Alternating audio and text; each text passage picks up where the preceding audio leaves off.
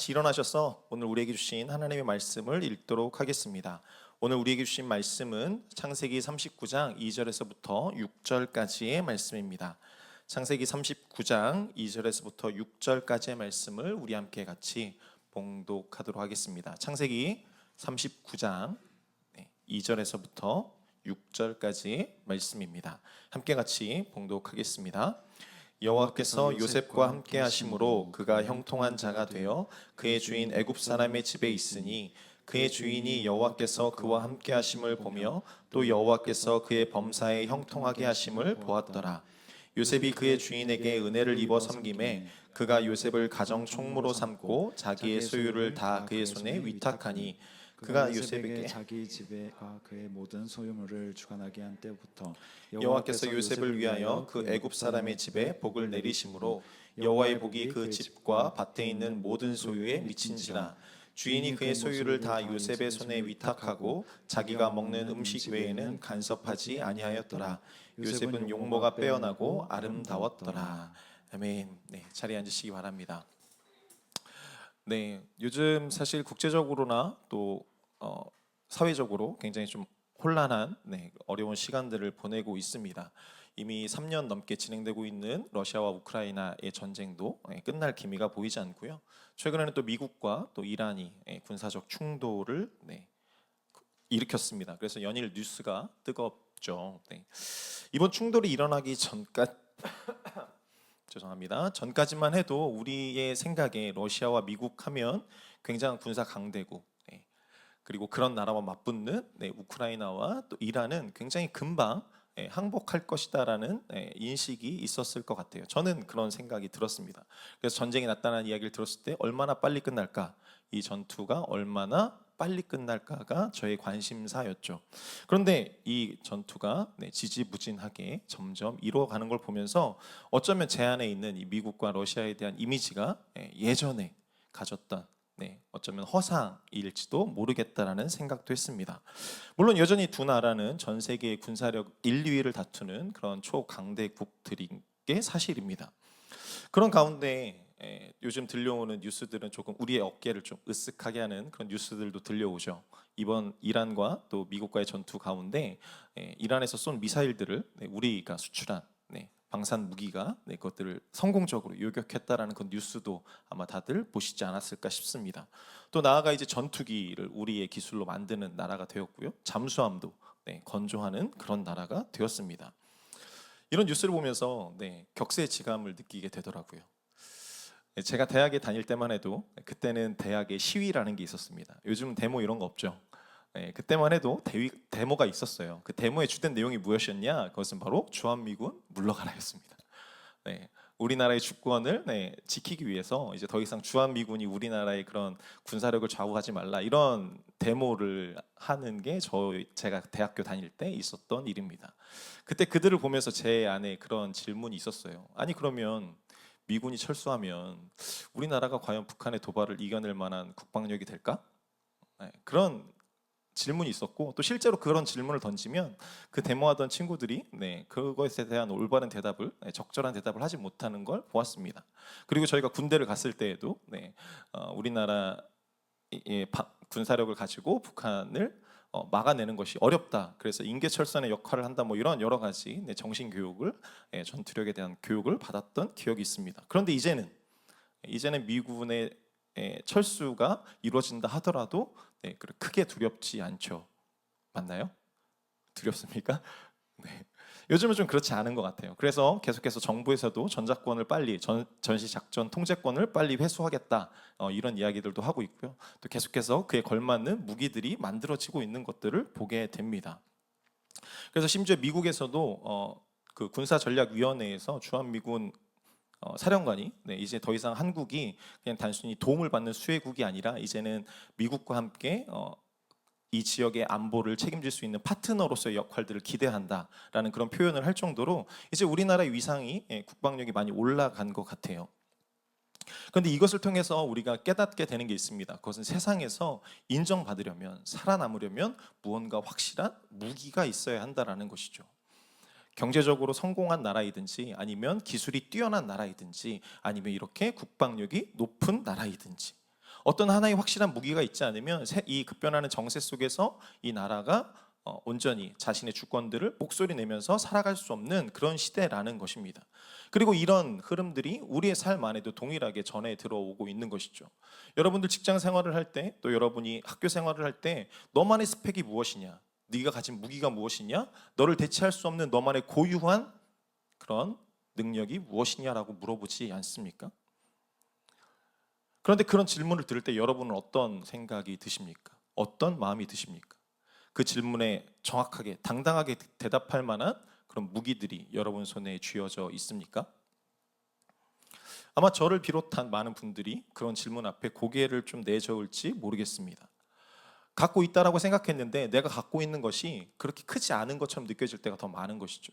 내가 잘한다라고 생각했고 내가 뭔가를 해낼 수 있을 것 같았던 나를 설명해 주던 그 많은 것들이 사실은 다른 사람과 비교하면 혹은 다른 어떤 누군가와 비교하면 보잘것없는 것처럼 느껴질 때가 참 많다라는 거죠.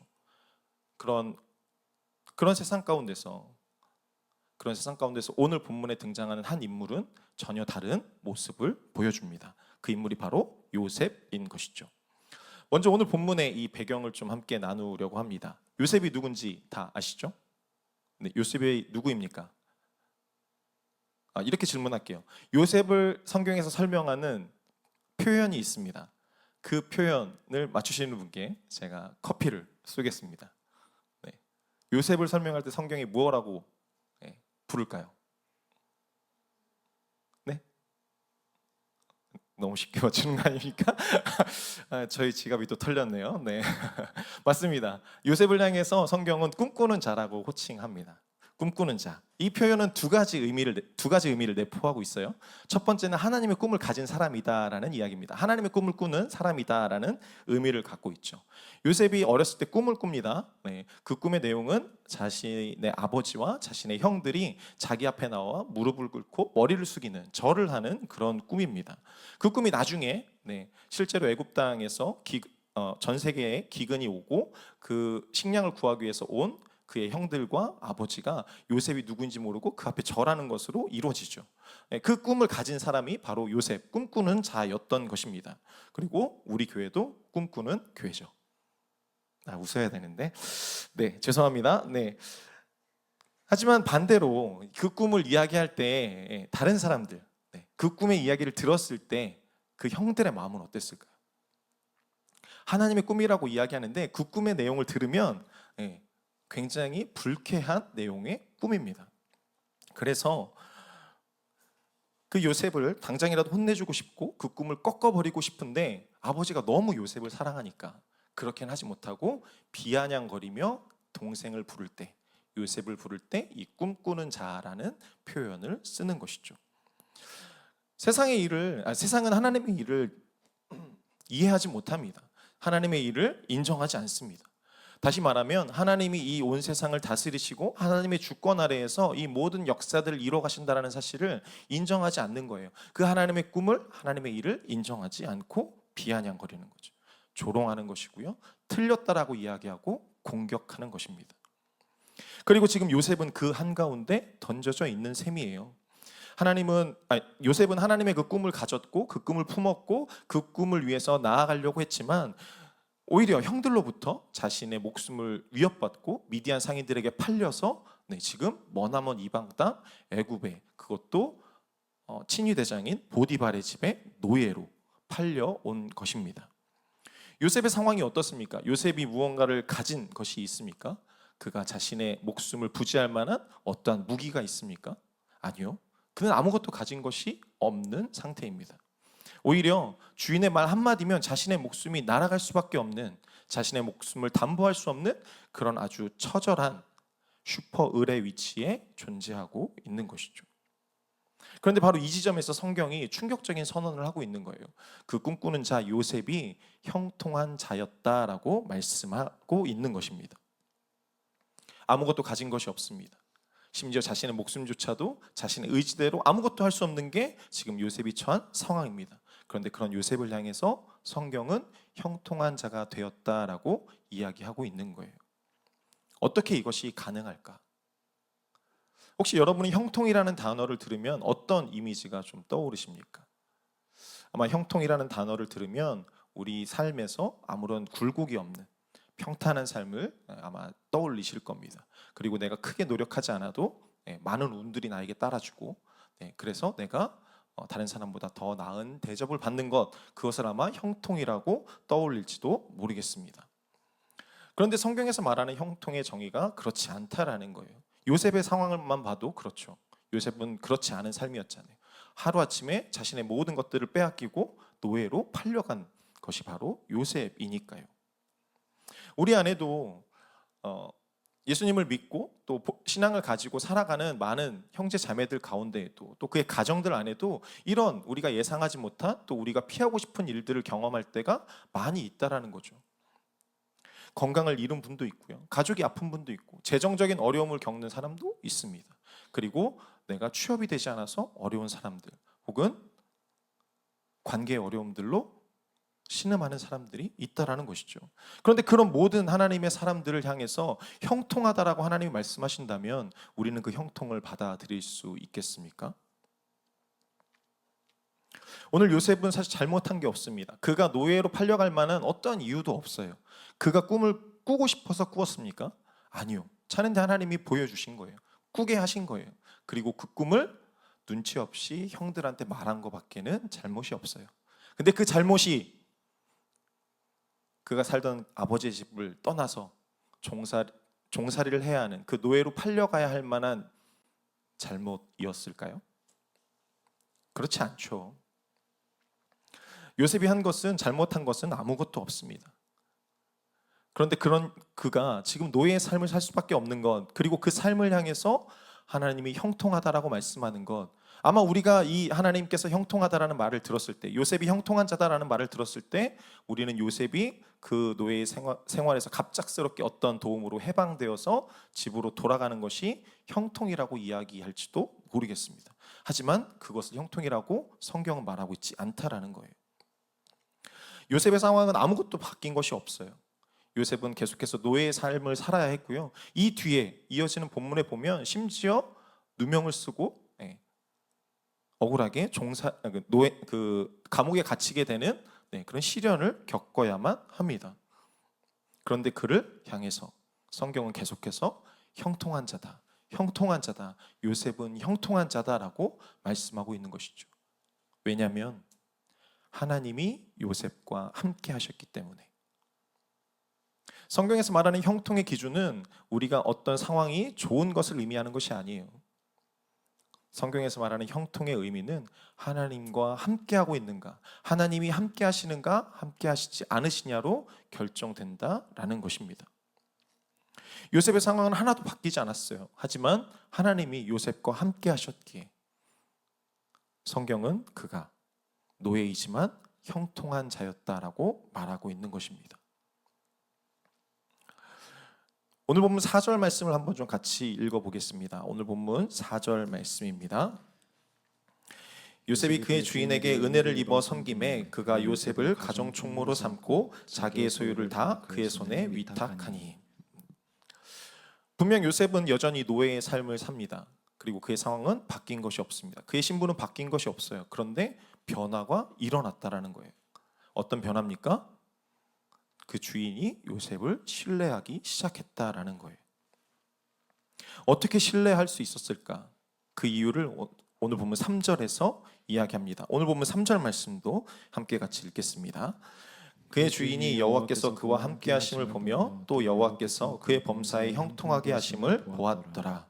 무엇이라고 이야기합니까? 지금 이 보디발은 하나님이라는 분의 존재를 전혀 알지 못하는 이방 사람입니다. 이집트 사람이에요. 근데 그 사람이 요셉의 형통함을 본 거예요. 그 형통함의 그 근원이 하나님이 함께 계시는 것을 알았다라고 이야기하는 거예요. 그리고 그를 신뢰하게 하죠. 어쩌면 요셉이 한 것은 아무것도 없을지도 모릅니다. 요셉은 그저 노예로서 자기에게 주어진 일들을 했을지도, 것만을 하면서 살았을지도 몰라요. 그런데 지금 그가 애굽의 친위 대장인 보디발의 마음을 얻게 되었다라는 겁니다. 누가 어떻게 요셉이 보디발의 마음에 들게 했을까요? 그 모든 것이 결국은 하나님이 함께 하심으로 하나님께서 베푸신 은혜였다라는 것입니다. 요셉은 자기가 노예로 팔려갈 곳은 보디발의 집만이 아니었을 거예요. 미디안 상인은 누구에게나 그 요셉을 팔 수 있었겠죠.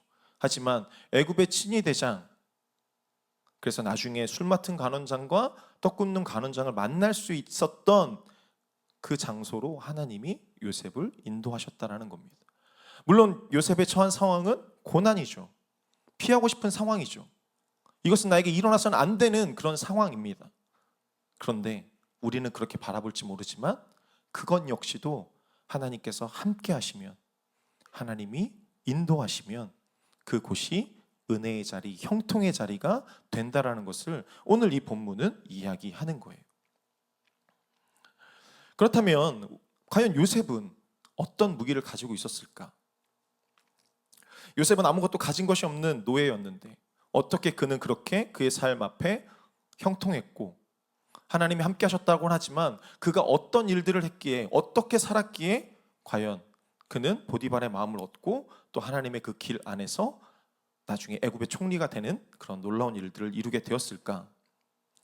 우리는 여기서 관점을 좀 바꿔야 합니다. 요셉이 무엇을 가졌느냐, 무슨 무기를 가졌느냐에 주목할 것이 아니라 누가 그와 함께 했는가에 주목해야 한다는 것이죠.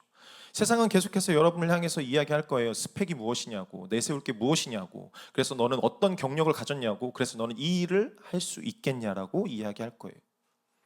계속해서 무엇을 가졌느냐라고 이야기하죠. 하지만 성경은 계속해서 말씀하고 있는 거예요.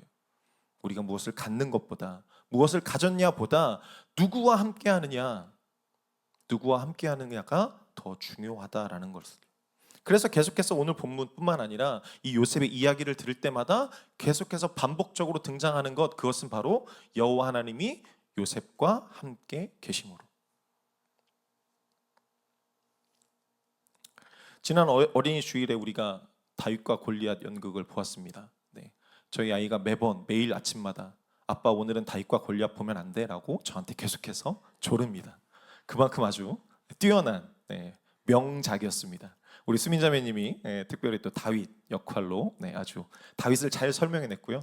또 그리고 여기에 오진 않았지만 우리 성훈 형제님이 실사판 골리앗을 너무나도 멋지게 연기해줬어요. 그때 다윗이 골리앗과 싸우기 위해서 가지고 나간 게 있습니다. 무엇이었습니까?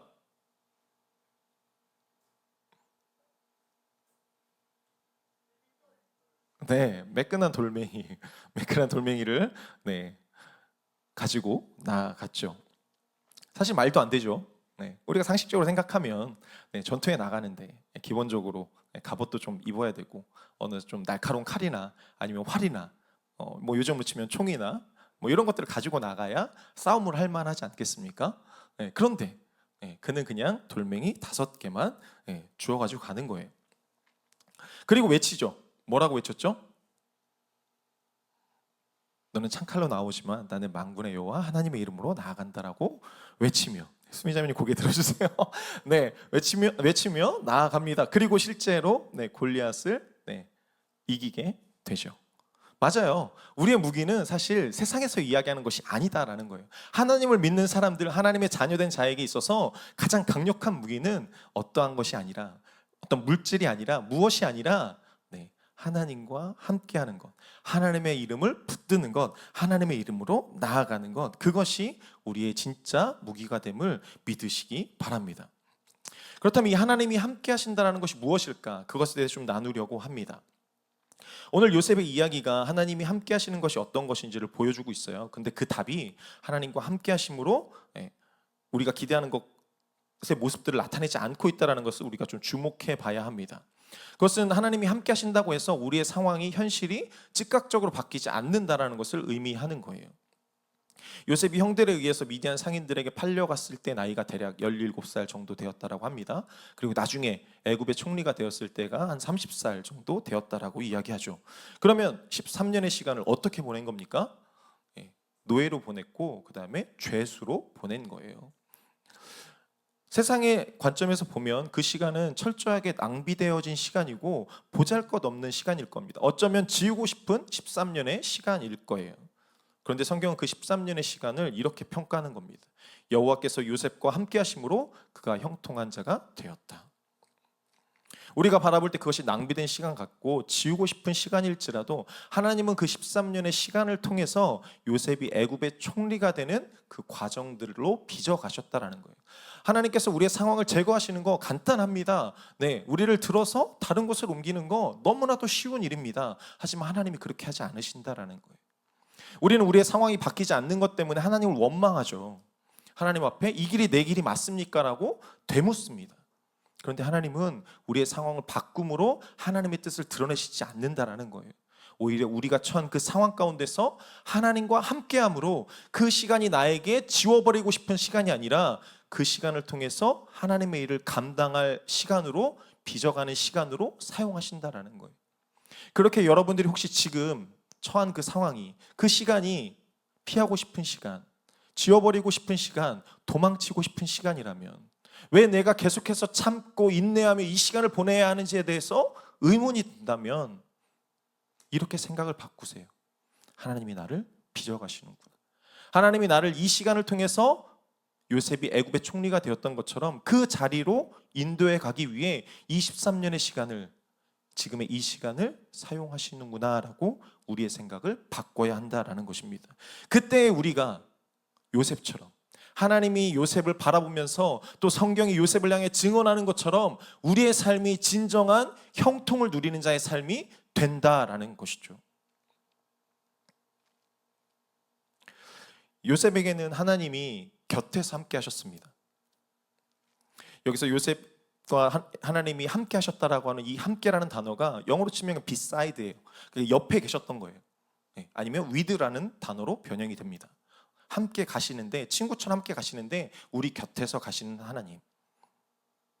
그런데 놀라운 변화가 또 우리 가운데 주어집니다.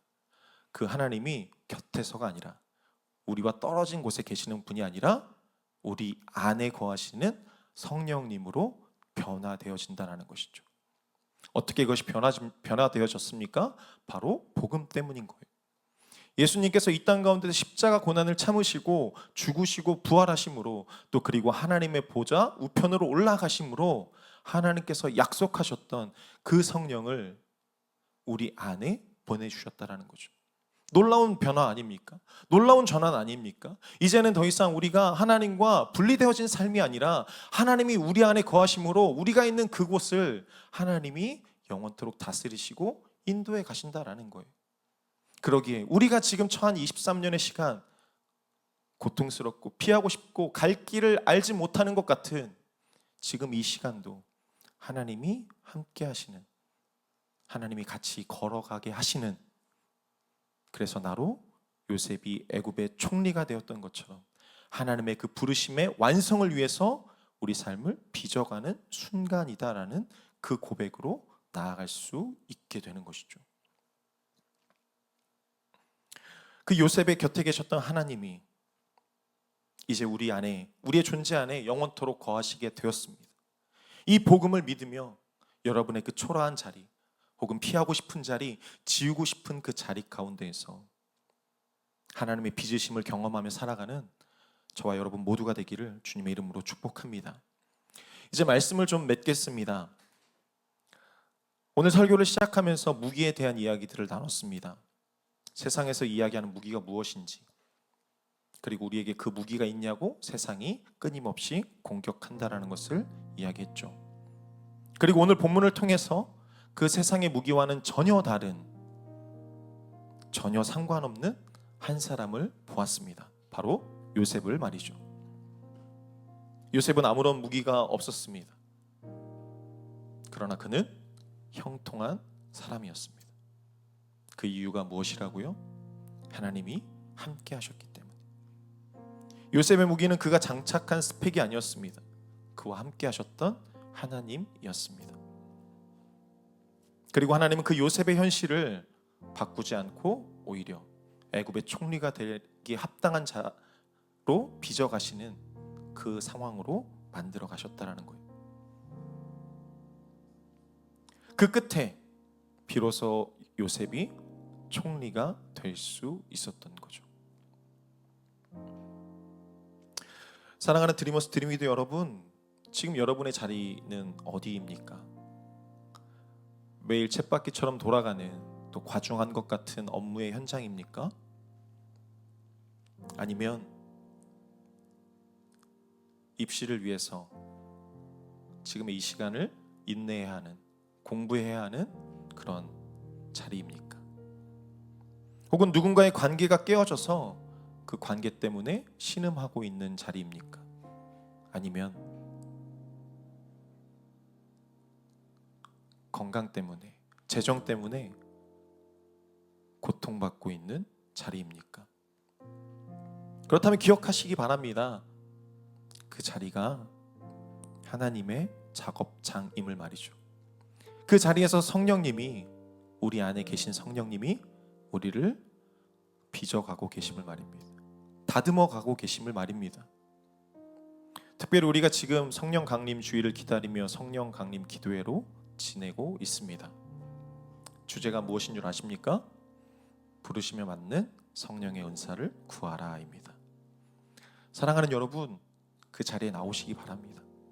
그 자리에 나오세요. 간곡히 부탁드릴게요. 그 기도의 자리에 나오십시오. 그래서 그 자리 가운데 내 안에 계신 성령님을 다시 한번 마주하고, 그 성령님께서 내가 겪고 지내가야 하는 23년의 시간, 이 고통의 시간을 어떻게 넘어서도록 하시는지, 어떻게 돌파하게 하시는지, 그 주님의 능력과 힘과 은사를 경험하는 그 자리로 삼으십시오. 성령님은 지금 이 순간에도 우리 안에 계십니다. 그리고 우리를 빚어가고 계십니다. 세상의 무기를 장착하려 애쓰지 마십시오. 세상의 것들로 나를 포장하려고 하지 마십시오. 더 중요한 것, 그것은 하나님과 함께하는 삶입니다. 그 함께하시는 하나님으로 인해서 요셉의 그 초라했던 노예 생활이 애굽의 총리로 완성되었던 것처럼 지금 여러분이 겪고 있는, 지나가고 있는 그 삶의 자리가 우리 안에 계신 성령님으로 말미암아 요셉이 총리가 되었던 것처럼 그렇게 빚어져 가게 되기를, 그 부르심의 완성을 향해 걸어가게 되기를 주님의 이름으로 간절히 축원합니다.